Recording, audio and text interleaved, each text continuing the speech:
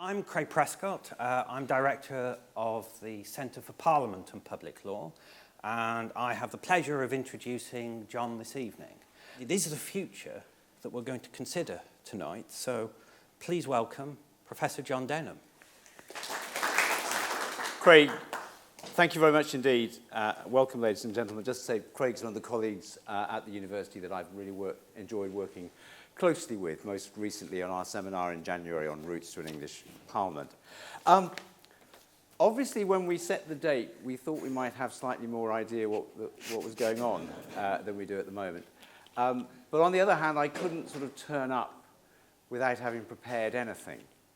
So I had to make an assumption behind the remarks that I'm going to make tonight, and I've made the only assumption I reasonably can, which is that Brexit means Brexit. So I hope that's clear. Okay. There's a new group of MPs, the independent group. They are united in opposing Brexit. They promise to do politics differently. They all represent English constituencies. Yet none of them have said anything about England. But Brexit was made in England. Surely any English MP who was concerned about Brexit, who wanted to do politics differently, might just have had something to say about England. And I'm not saying that as a partisan point of view. It's that the independent group is just the latest example of a national political discourse that talks as though England does not exist. And just to show I'm not making a partisan point, in September, the Labour Party produced a party political broadcast called Our Town. I'll just show you a clip. These streets were once full of spirit and hope. A proud community where an honest day's work could earn you a decent day's pay. Years of austerity have ripped the heart out of this place. But that's just part of the story. You get something of an idea? That by its imagery and by its accents was obviously about England. It won on the Labour Party website as Rebuilding Britain. The same week, the Labour Party produced another party political broadcast. This time, it went on the website as Rebuilding Scotland. Our streets were once full of spirit and hope. Proud communities where an honest day's work earned you an honest day's pay. Years of Tory austerity. So you may have noticed something going on there, which was basically, it's the same video, different bloke and a Scottish accent. But the point about this is that this was, the message here is that the Labour Party in England is rebuilding Britain, but the Labour Party in Scotland is rebuilding Scotland. And if it wouldn't take too much of the evening, I would go through the other political parties and show that they all act in the same way. And that's the paradox with which I want to open this evening. Because England and the English are ever present in our culture and our politics. They shaped the momentous decision of Brexit. Yet England as England is barely mentioned in our national political debate. And if English identity is discussed, it is to be disparaged and abused as nationalist or proto-imperialist or racist. Well, now we're at a time when Brexit is dividing us more deeply than party politics. We're actually more likely to identify as a Leaver or a Remainer than we are with a political party. We're more likely to refer to fellow members of our Leave or Remain tribe as we. It's getting personal. 9% of Leavers would actually mind if a relative married a strong Remainer. But of course, those are the xenophobic, bigoted ones. But 37% of Remainers would mind if a relative married a strong Leaver. But this is not directly about Brexit. We've been growing apart for years. I'm going to flick through some maps. I'm not going to go through them in detail. But they're all maps of unequal incomes, unequal opportunities. Incomes vary massively. There are concentrations of deprivation. The risk of food poverty varies enormously from place to place, as indeed does the risk of obesity. The places that are furthest from services are the places with the worst bus and rail services and the lowest incomes. Our towns and villages have been getting older, while our cities and large towns have been getting younger. The extent to which we engage with the arts varies enormously from one place to another. Some places are packed full of elites, people in senior powerful positions, and other places have nobody like that at all. The degree of social capital we've got, the quality of our networks of friends, contacts, varies considerably, and so not surprisingly, so does social mobility. Now, over the last few years, quite a lot of people in political science have tried to correlate mathematically these indicators with the Brexit vote. But actually that slightly misses the point, because it doesn't really capture the divergent paths that we have been on. The important truth is that we're not one single nation united by a broadly similar experience of life and a shared view of the world. We increasingly experience the world differently, we see the world differently. So if you take the gap between the cities and towns, these from the Centre for Towns, people in towns feel less central to British society, that's how the question was posed, than those in cities. People in towns feel less well represented politically than people in cities. And people in towns are more likely to feel their area is financially less well off. You see, we've come to believe in different things, to hold different values, to live in different places with different expectations and experiences. This map, based on work by Will Jennings and Jerry Stoker at Southampton University, shows in green the constituencies where you have the highest number of people with metropolitan liberal values. And in the brown and the blue, the areas with the largest number of people with socially conservative values. But of course, at micro level, we find these divides in every community. And what happened with Brexit was Brexit came along and held up a mirror to this divided nation, and the nation broke. It's not actually true that cultural divisions have replaced the traditional left-right economic divide. As Bristol University's Paula Surridge has shown, the left-right divide still exists, but the referendum choice gave a divided nation a cultural choice, but not an economic choice, because Remain presented the consensus economics of the status quo. So Brexit was fought on cultural questions of sovereignty, citizenship, and migration. Well, unfortunately, nothing that has happened in the last 3 years has helped to heal that divide. Whether you're for or against a second referendum, because there'll be Leavers and Remainers here tonight, people for people's vote, people for a hard Brexit, and everything in between, but if you're for or against a second referendum, we know it would actually entrench those divisions even more deeply than they are today. But if we have been growing apart for years, then we need to drop any thought that things will simply return to normal if or when we put Brexit behind us, which by the looks of things is not likely to be for some time. And so, unresolved, those divisions will disrupt politics for the foreseeable future, and not just on issues related to Europe. There is much about Brexit and much about England that's specific to this place. You can't just say, oh, it's a local manifestation of an international phenomenon. But as academics like Matthew Goodwin and Roger Eatwell have documented, the political forces they call national populism have disrupted politics across Europe in countries where EU membership has not at all been a central issue. And look at the state of where we are at the moment. These are figures from the anti-fascist group Hope Not Hate, but they're polling figures by one of the major polling organisations. 68% of people in their most recent poll said that no political party speaks for us.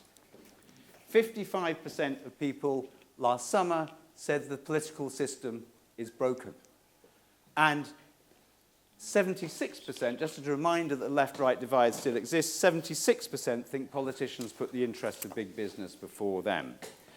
The point of what we're seeing around Europe at the moment is that people feeling marginalised, not having a voice, sensing your identity is under threat, all of these are pregnant with disruptive political potential.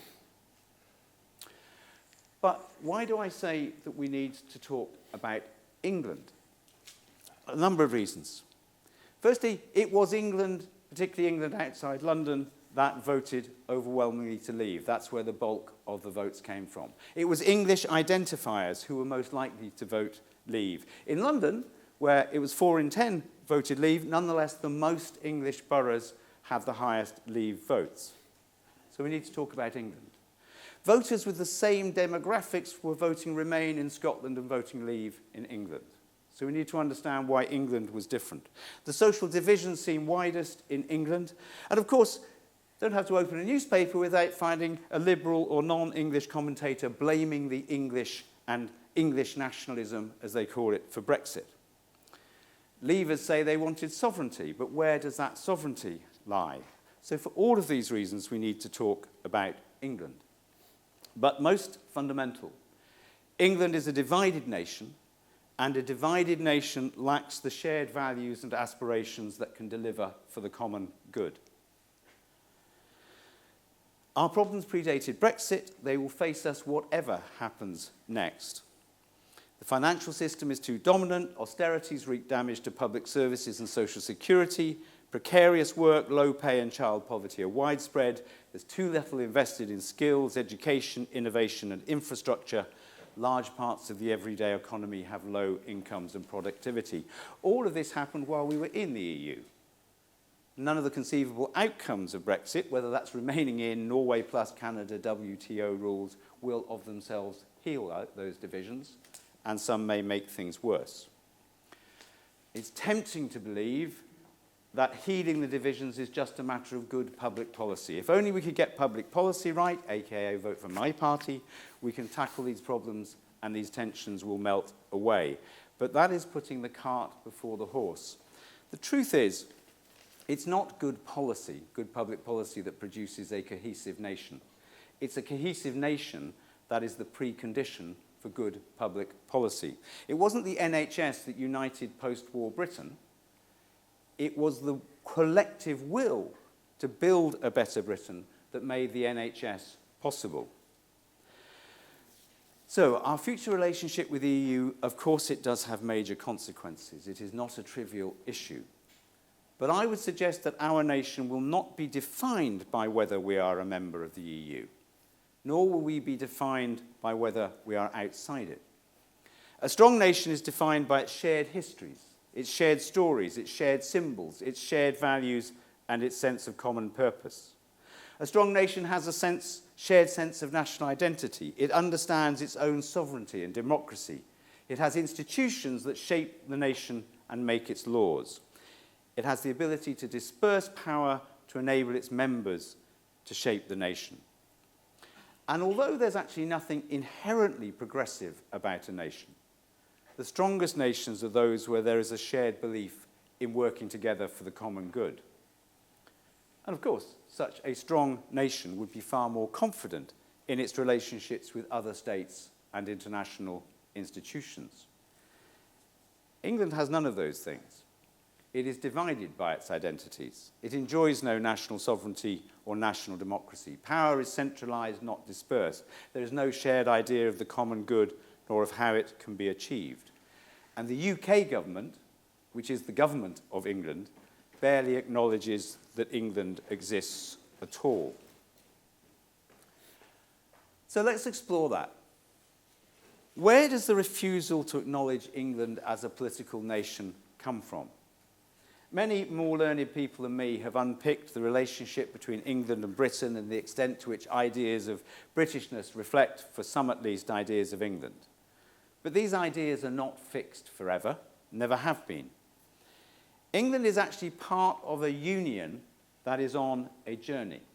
From a Britain that was at the heart of empire to the haphazard construction of a post-imperial state.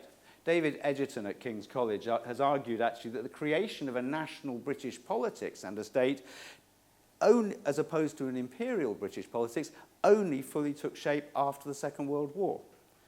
But by then the imperial state had already begun to unravel with the partition of Ireland in the 1920s. But the post-war unitary state then came under challenge by the successful demands for Welsh and Scottish autonomy. So with each of these historical changes, the central unitary state has had to adjust to changing circumstances and its more limited reach. But it has always hung on to as much of its old way of thinking as possible. And the legacy for England is what I call the presumption of unionism. I don't mean whether the union should exist. I'm a unionist. I'm a rather pessimistic unionist, but I'm a unionist. By the presumption of unionism, I mean the hangover from the unitary imperial state that says that the way our constitution is currently ordered is the only way that it can be ordered. I'm using presumption in line with the Oxford English Dictionary as the act of believing something to be true without having any proof. The presumption of unionism with no proof has 5 clear manifestations. First, that England must be governed by the UK government. Secondly, that the UK should govern England from London. Thirdly, that the national identity of England should be British. Fourth, that this state of affairs is so perfect, in the way that an 18th century Whig might have described the settlement of 1689, that any attempt to question the constitution, governance, or identity of England is a distraction from the things that people really care about. And fifth, of course, that the maintenance of the Union depends on England being denied its nationhood. Even people who appreciate the cultural importance of Englishness often shy away from the idea that England might manage its own domestic affairs as Scotland and Wales do. I'll acknowledge that Northern Ireland is not such a shining example in that regard at the moment. I was part, as you've heard, of the new Labour government. It undertook an unprecedented volume of constitutional reform. Craig will say it's much better measured by volume than by coherence. But we had devolution, the House of Lords, the Supreme Court, human rights, freedom of information, the referendum on referenda established as the way of dealing with constitutional issues. But London's mayor and assembly aside, England was left completely unchanged by all that constitutional reform. When I recently revisited this story and went round talking to some of the players in it, I realised that the Labour Party had never questioned the unitary state. Whatever Labour was doing in the rest of the UK, England had always been run by the UK government and things should stay that way. I initially thought this was a particular Labour thing, but as I looked round more widely, I understood it as just one manifestation of this deep-seated presumption of unionism. After all, John Major made opposition to devolution the centre of his 1997 campaign, and while the Conservatives may now be reconciled to devolution, recent work by Jack Sheldon and Mike Kenny has highlighted the really deep commitment of Conservative MPs to the idea of the unitary state. I've done my own research which suggests that members of the Conservative Party are considerably less committed to the union, which may go some way to explain divisions in the party, but I won't pursue that this evening, because more immediately relevant to Brexit was the campaign of 2016. Remain campaign was Scotland stronger in Europe, Wales stronger in Europe.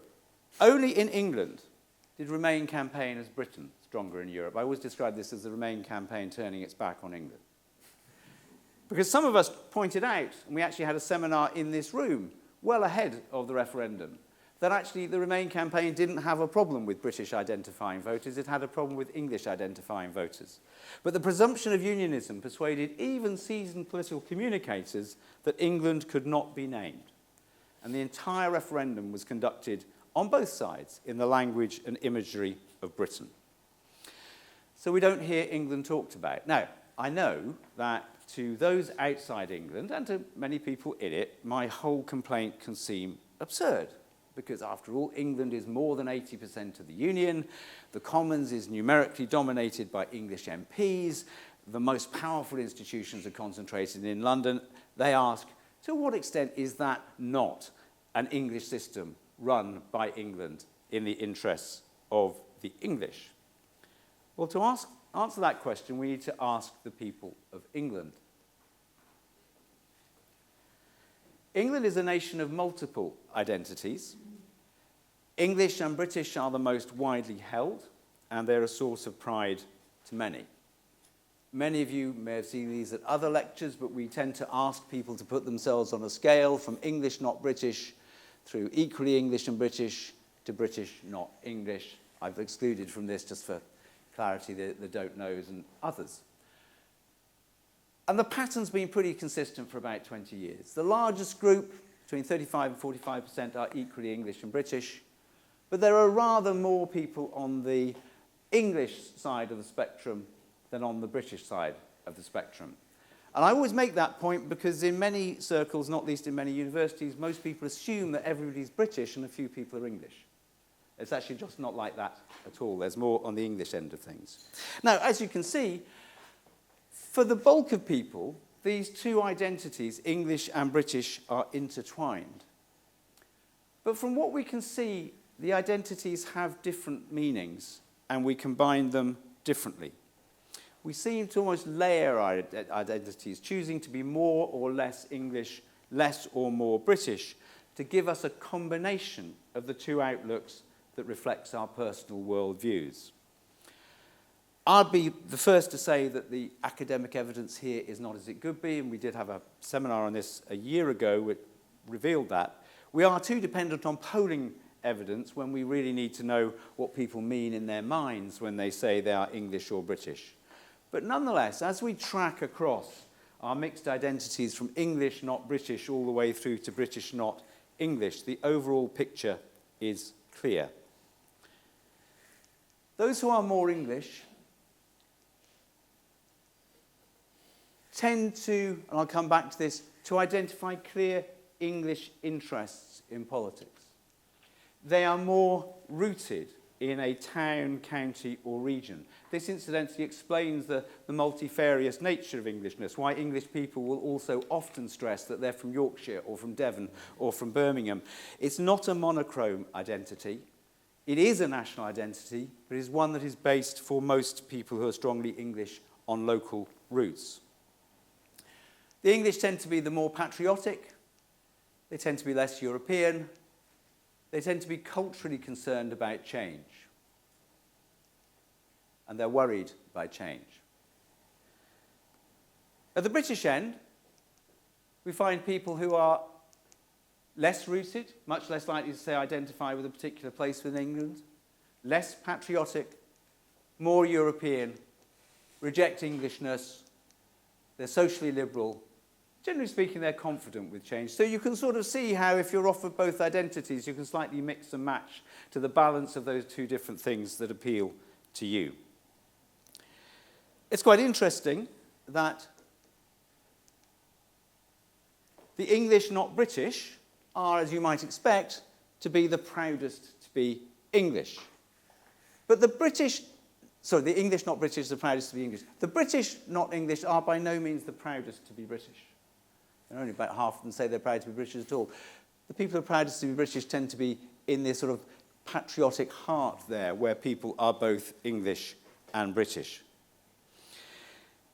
Indeed, in some ways, when I look at the data, it's the British, not English, who stand out as the ones who are slightly different and separate, not the English. Most people who are British, not English, positively reject Englishness.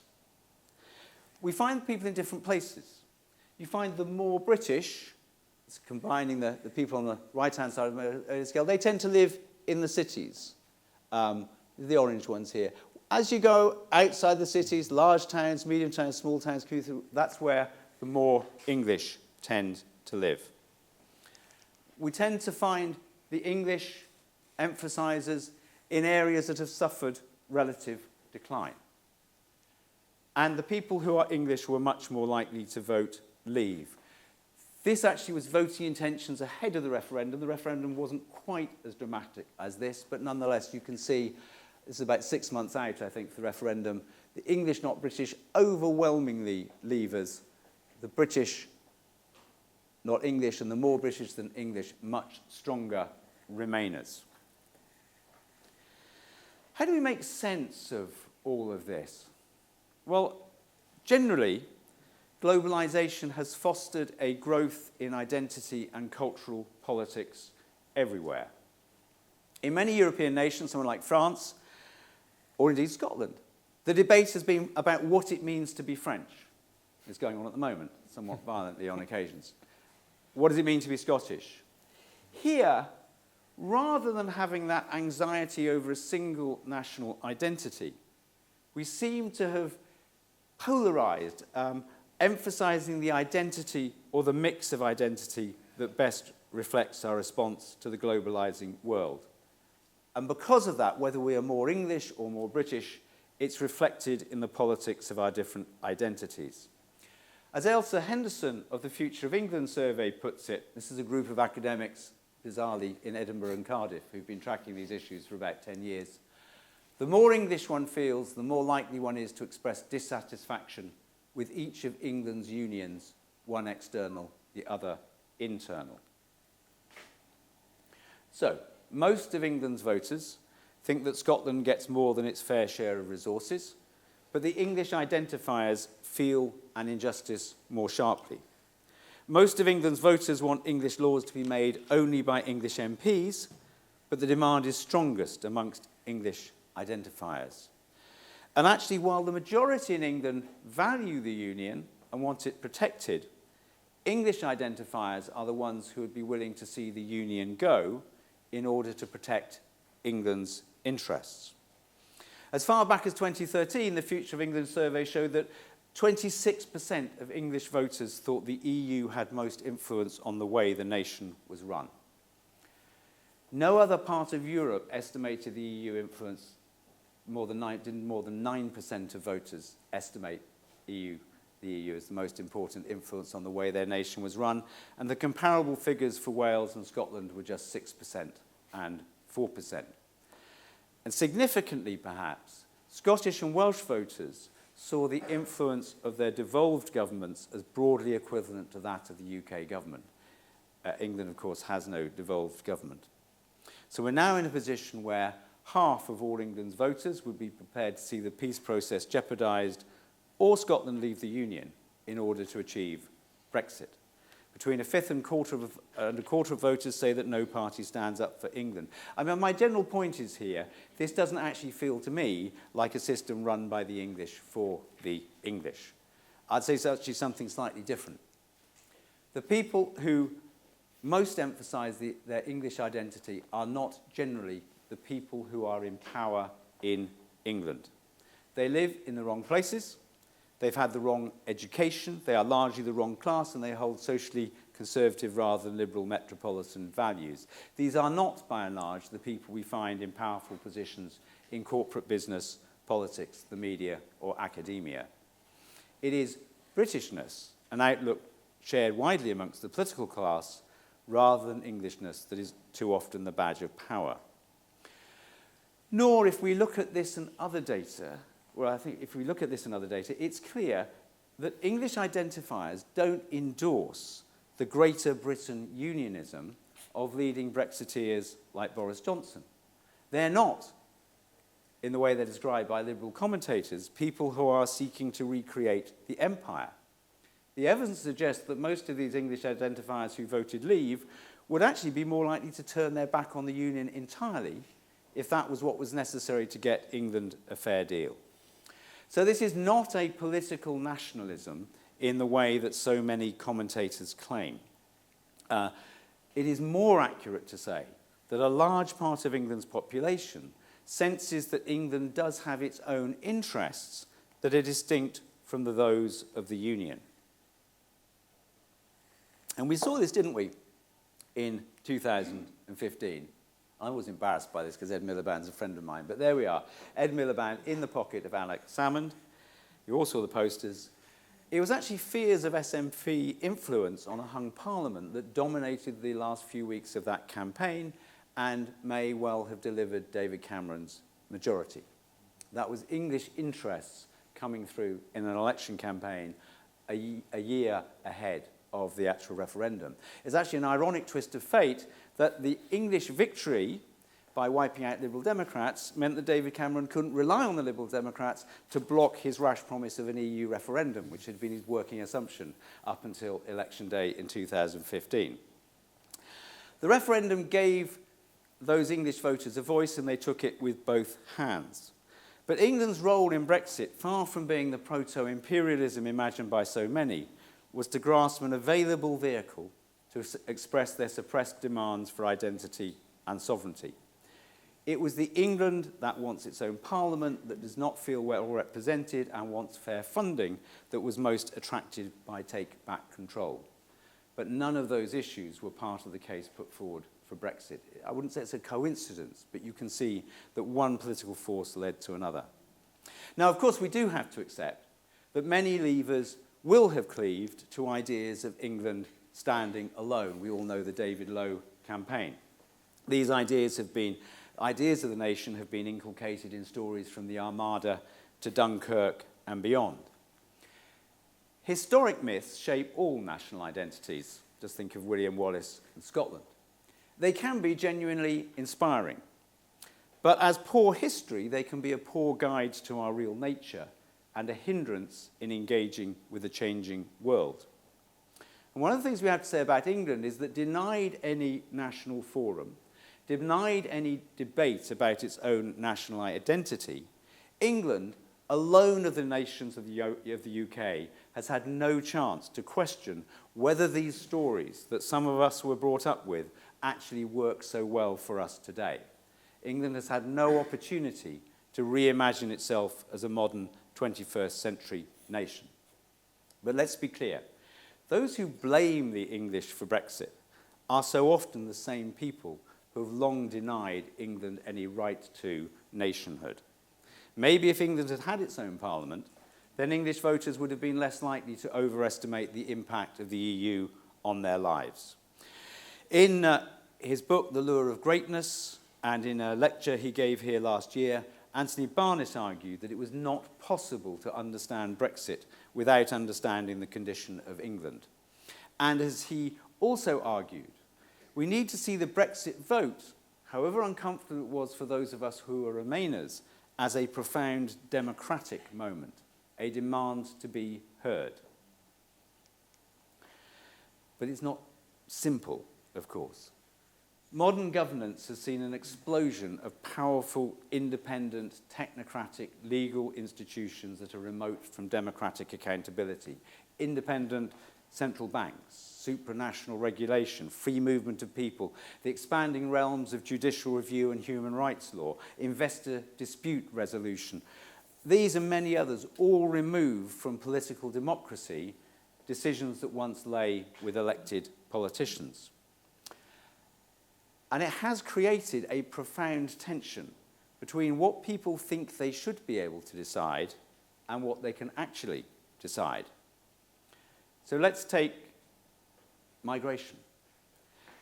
If you've been brought up on sort of school constitutional politics, you might reasonably assume that you elect an MP to decide with others how many people should be able to come here.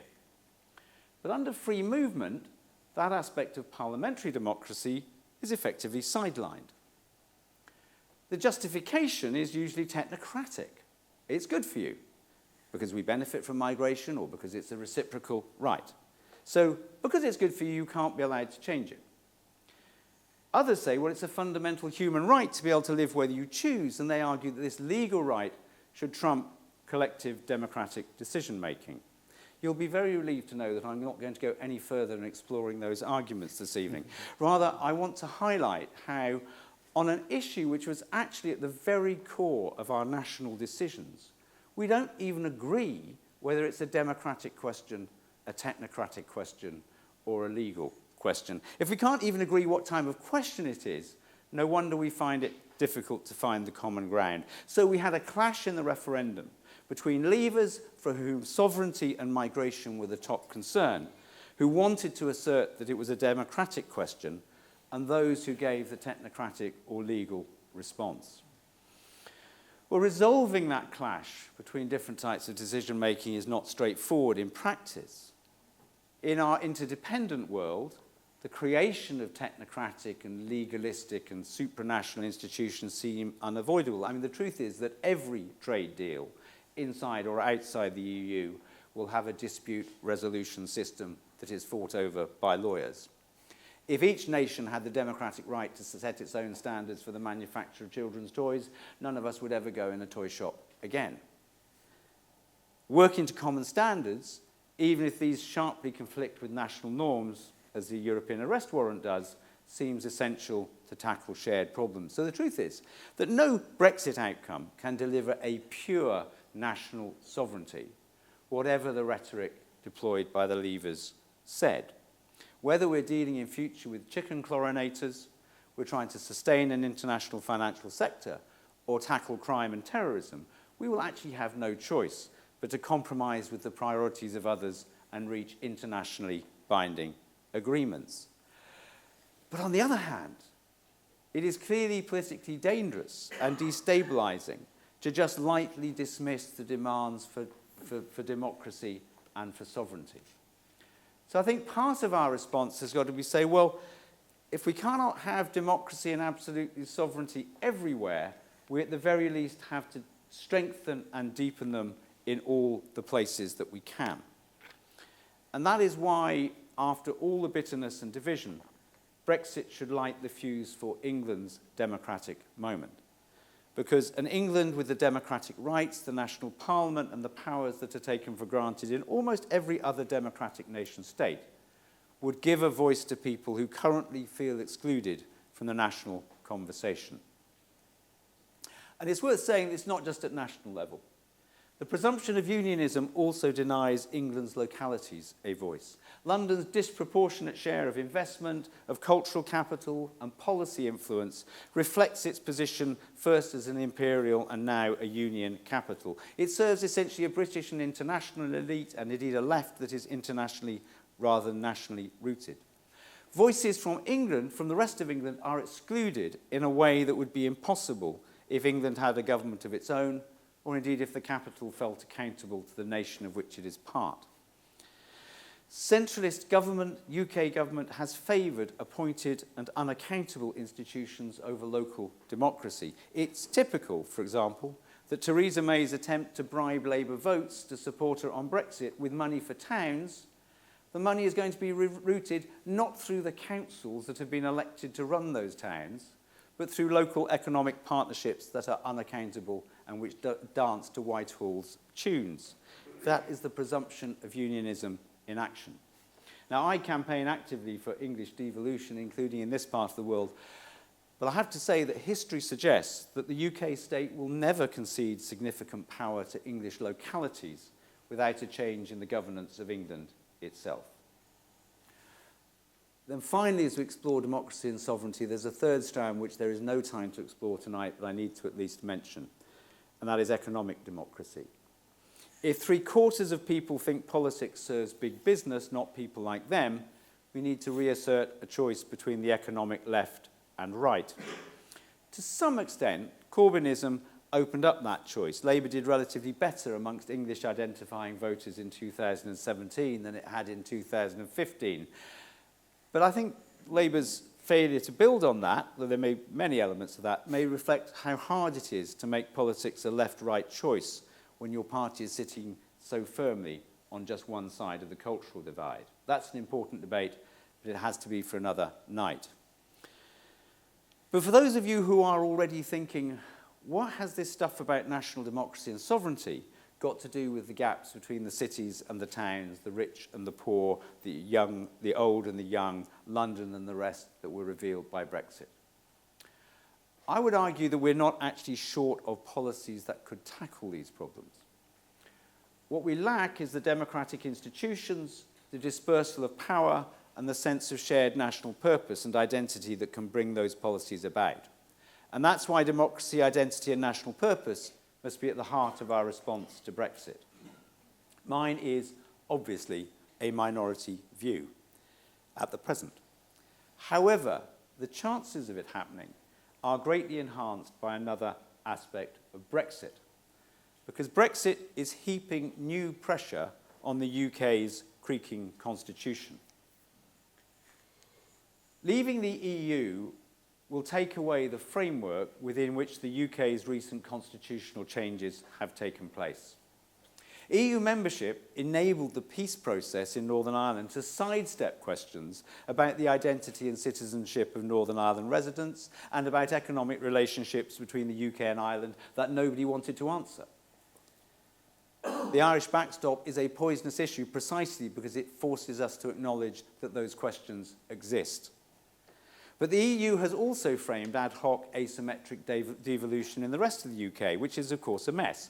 The UK government runs England.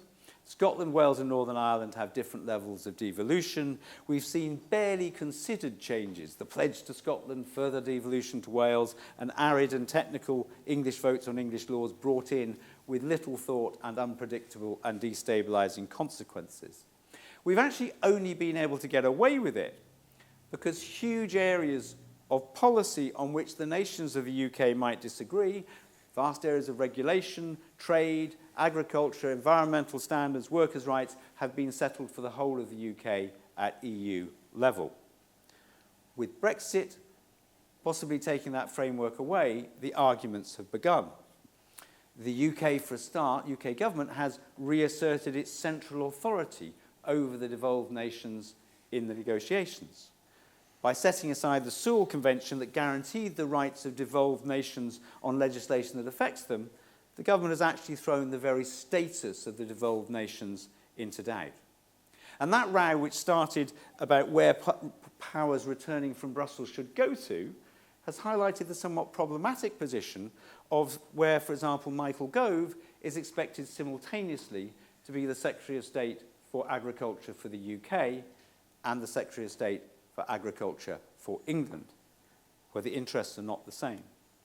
So as Brexit widens the scope for disagreement, the absence of a separate English voice will become more and more untenable, as both House of Commons and House of Lords select committees have recognised.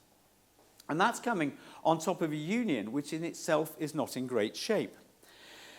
There is no part of the union in which being British is clearly and unambiguously the identity of the majority.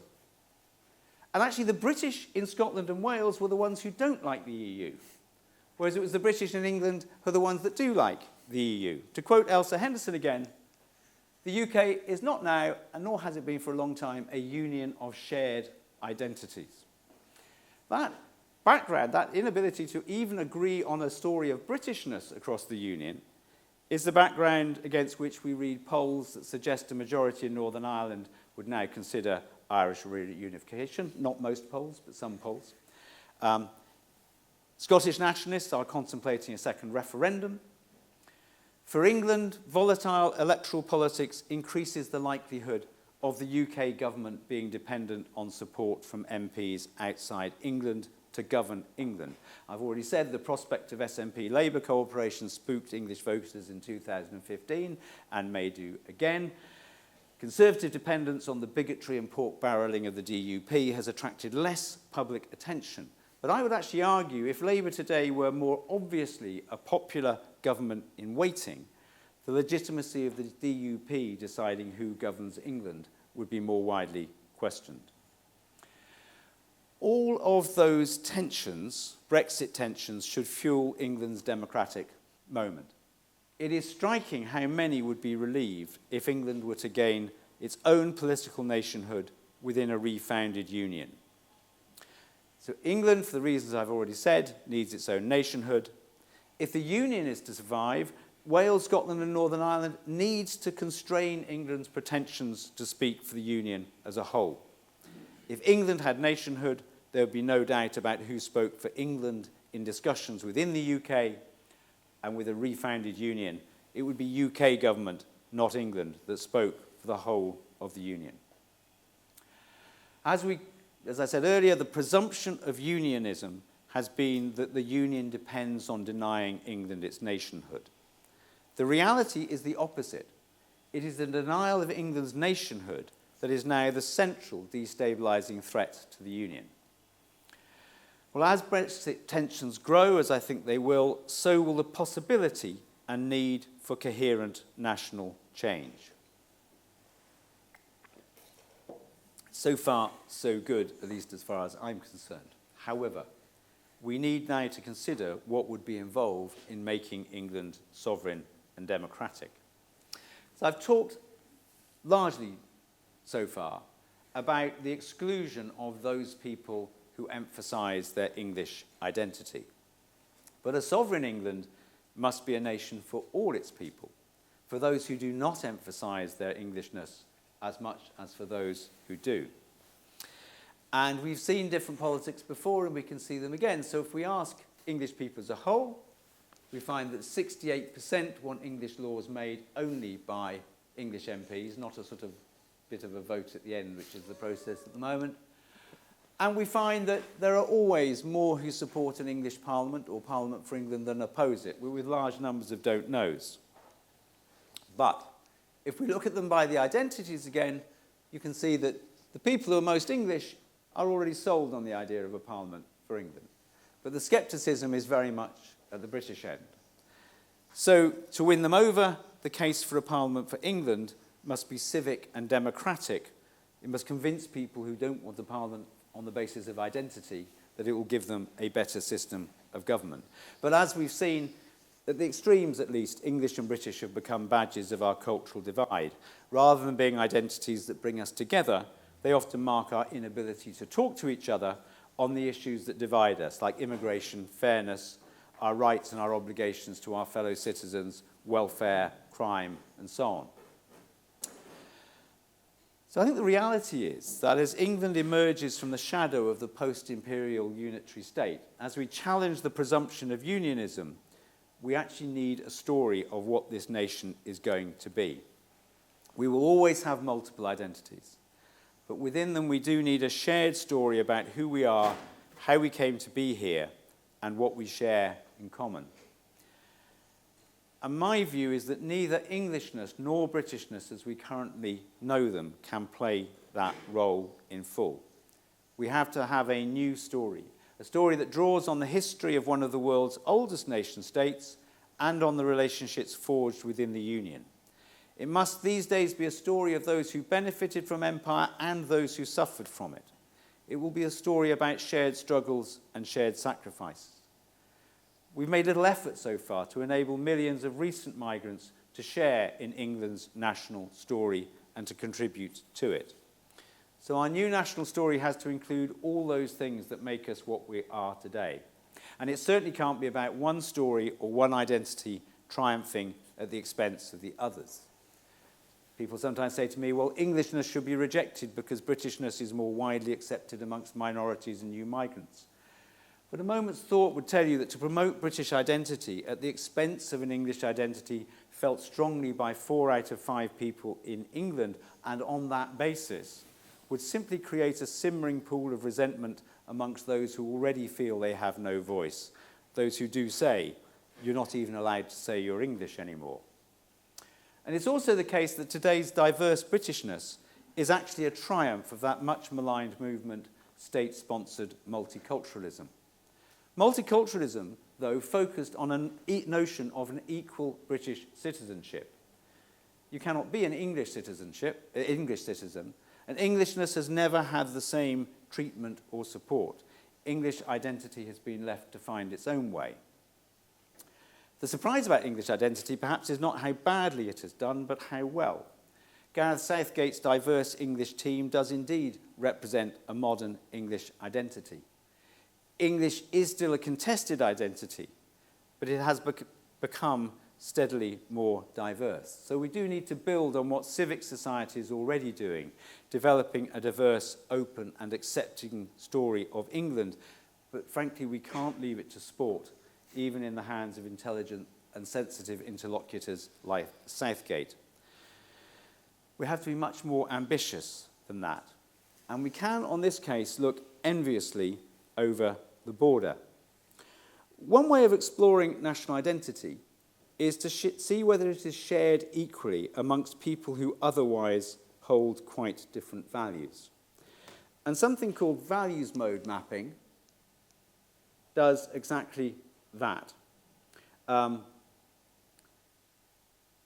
It places us all, if you're in these surveys, broadly into three groups: settlers, who tend to be socially conservative; pioneers, who are liberal, modernisers, forward-looking; and prospectors, who tend to ask, how well is this going to work for me? And the further out you are from the centre, the stronger your views. Well, there was work done for John Cruddis's independent review of the 2015 election by the campaign company. And here we can see British and English identities. It's slightly confusing because it says English and Welsh respondents, but actually 95% of the respondents were from England. So for our purposes, it's close enough. And what you see here fits with what we've seen so far. The people who most intensely feel British or most intensely feel English tend to be in the more socially conservative top part of the diagram. The people down the bottom here, the pioneers, the liberals, national identity really matters to them far less. But look at Scotland. Fascinating. There's almost no relationship between the values that people hold and people's tendency to say that Scottish identity is important to me. And that, I think, is the product of a long process of nation building in Scotland. The arguments for devolution or independence, the establishment in the 1980s of a constitutional convention, and then, of course, the establishment of a parliament and a government engaged in shaping national identity. On the Scottish Government website, and this has been like this from the beginning, not just under the SNP, you'll find this statement: Scotland's identity is owned by its people, but government has a key part to play in building pride in a strong, fair and inclusive national identity through its ability to lead, act and communicate. Hands up those of you who've ever seen the Government of England say something like that about English identity. And we can sort of see, to some extent, how these things work. Us v them v us, gadgies versus biddies, outies versus innies. I tell you, I've had it with the V's. So please, please, please, geese, peace. I mean, we all take pride in our side, but you can love a contest without saying, who's best and sod the rest. That's not Scotland. It's not our way to say, hey, you here to stay. Because we all stay here. And people come here to work, to play, to live, to laugh, to share, to love, to be one of us. That's some compliment. But no big heeds, just wee deeds, is all it takes to show that Scotland's not for standing still, it's for standing up. Standing up for those who'd call this land their home, standing up for those we're proud to call our own. And yeah, there'll be bumps along the road, but now is not the time for cowering. Now is Scotland's time for powering, because in Scotland there's no V, there's just you, me and we. And we are Scotland. Get the idea. I mean, I must admit, when I first found that, I was actually, if anything, quite angry that as a 65-year-old Englishman, I have never seen a government of mine engage in any way in attempting to say, here's a positive view of English identity. And it's not all down to what government does, of course, but I think it's interesting that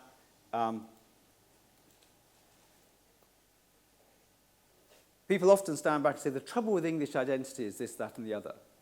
But as I say, English identity has been left to find its own way, in a way that British identity, Welsh identity, Scottish identity have not. Okay, so to close, let's just bring together strands of my argument. Brexit was made in England,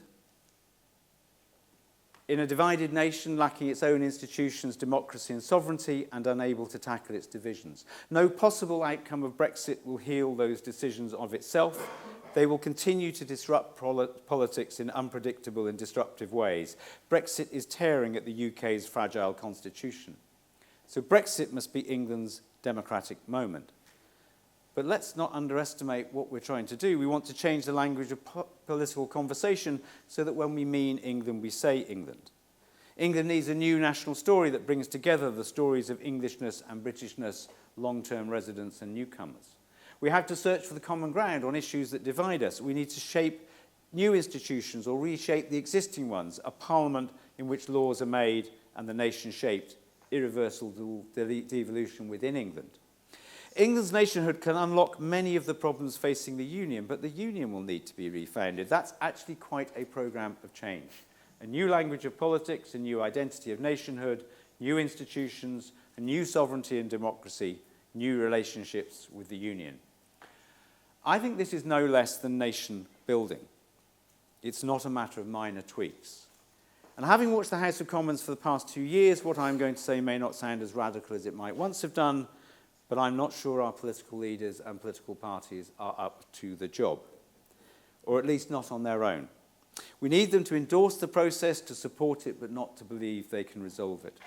It must be popular and participative. So, for example, we need the parties to back the idea of a citizen-led process of constitutional change, a citizens' constitutional assembly to help determine where power should lie in England if we want a society that's economically and socially inclusive.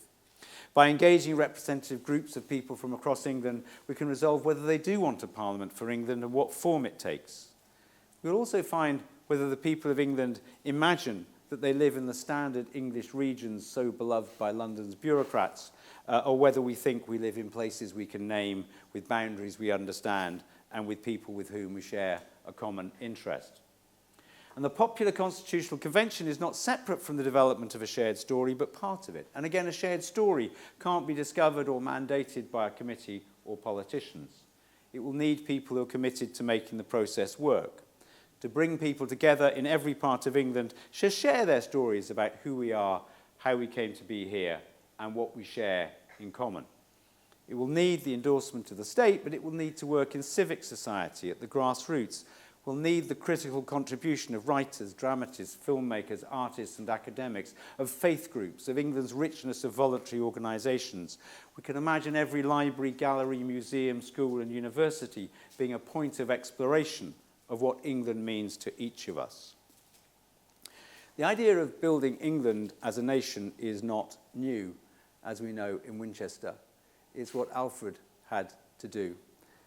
The Normans came round to the need to do it in due course. Nation building was involved with the break from Rome and the Civil War, from the settlement of 1689 to the Union, and in the gradual transition from a nation of the powerful to one that includes the commons. In all of these times, England has reinvented herself many times in response to the historic moment of the day.